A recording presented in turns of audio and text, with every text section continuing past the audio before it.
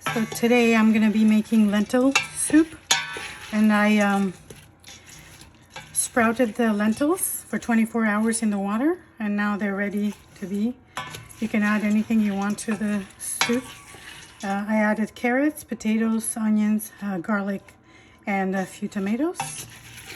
And I'm just going to add some filtered water. Like, you can add a liter. We always use filtered water. And then I'm going to add some frozen parsley with this. Oregano.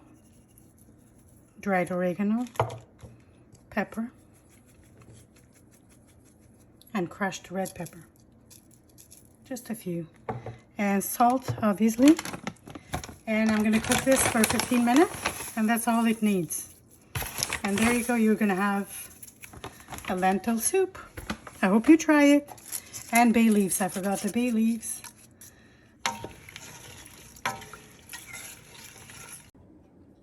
So the lentil soup is ready. You can blend it if you like, or serve it the way it is. And I hope you guys try it.